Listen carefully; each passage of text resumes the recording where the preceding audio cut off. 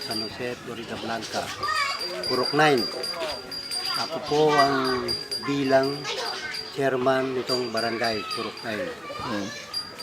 Sa ngayon, malaking tulong po sa mga kabataan o sa mga magulang ng mga taga rito sa Purok 9 na magkakaroon sila ng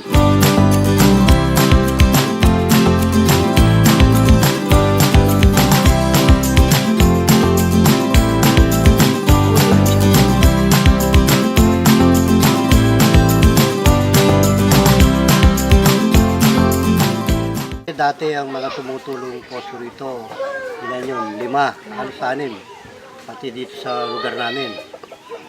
Ngayon ito dahil sa tindi ng init, tindi ng walang tubig, nawalan ng tubig lahat ang mga gripo, mga poso.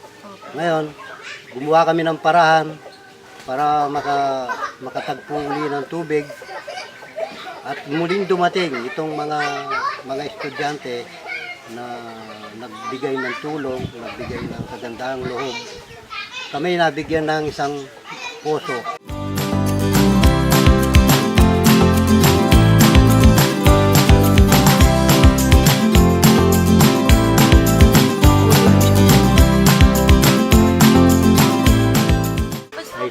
Gaano pong makakatulong po sa Komunidad. opo, yung poso po na pinatayo po namin?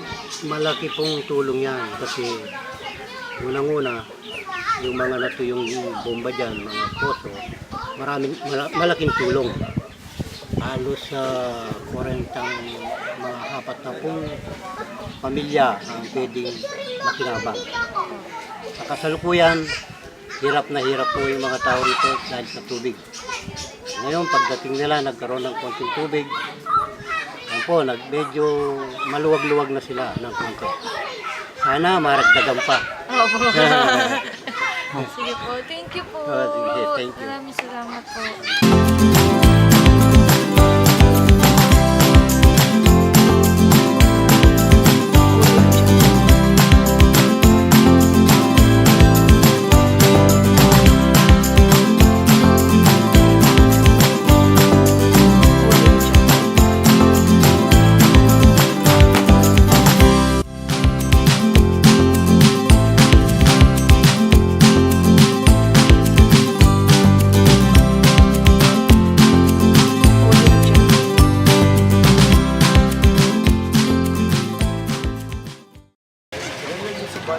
Nagpapakilala po ako si Bijoy Pamituan.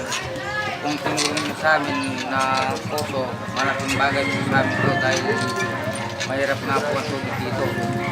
Kaya nagpapasalamat po ako sa University of Tomas na nakatulong kayo. Thank you po. Maraming salamat.